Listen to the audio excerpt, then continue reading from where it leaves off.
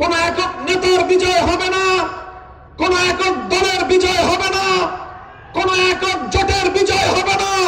বিজয় হবে বাংলার 18 কোটি মানুষের, বিজয় হবে বাংলাদেশ পন্থার।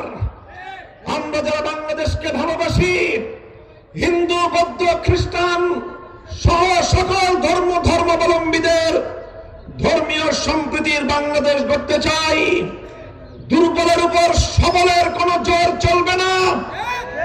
ধর্মীয় সংখ্যালঘুদের উপর সংখ্যাগুরুদের কোন অত্যাচার নিপীড়ন আর চলবে না। কোন মেহনতি মানুষের উপর কোন বড় লোকের জবরদখল চলবে না। নিরীহ ব্যবসায়ীদের কাছ থেকে আর কেউ চাঁদা দাবি আদায় করতে পারবে না। কোন বাড়িঘর নির্মাণ করার জন্য সরকার ছাড়া কোন ধান্দাবাজ বাটপার মাস্তানদেরকে চাঁদা গুনতে হবে না। এইরকম গণমানুষের অধিকার এবং শান্তির সমৃদ্ধির এক বাংলাদেশ গড়তে চাই, যে বাংলাদেশ গড়ার জন্য 1971-এর মহান মুক্তিযুদ্ধে সাগর পরিমাণ রক্ত দিতে হয়েছে আমাদের। যে বাংলাদেশ গড়তে গিয়ে বাংলার ঘরে ঘরে অজস্র মায়েদেরকে চোখের অশ্রু ছেড়ে খোদার দরবারে ফরিয়াদের হাত উত্তোলন করতে হয়েছে। যে বাংলাদেশ গড়তে গিয়ে আমার অজস্র বৃদ্ধ বাবাদেরকে দিনের পর দিন অপেক্ষার প্রহর গুনতে হয়েছে। হে বাংলার মুক্তিকামী জনতা, এবার তোমরা আশ্বাসের প্রহর গুনতে পারো। ইনশাআল্লাহ আগামীর বাংলাদেশ হবে আমাদের স্বপ্নের সোনার সেই ইনসাফের বাংলাদেশ।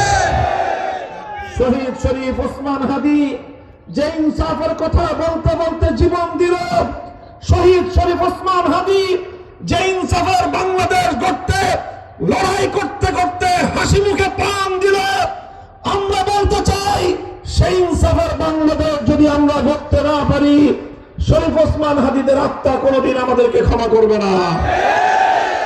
তাই আমি সকল রাজনৈতিক মত পথ এবং দলের নেতা কর্মীদেরকে বলি, আসো ইনসাফের বাংলাদেশ গড়ি, ইনসাফের রাজনীতি করি, সাম্যের রাজনীতি করি, ভদ্রতার রাজনীতি করি, সৌজন্যতার রাজনীতি করি, পেশি শক্তি, দখলদারি, গুন্ডামির রাজনীতি পরিহার করি।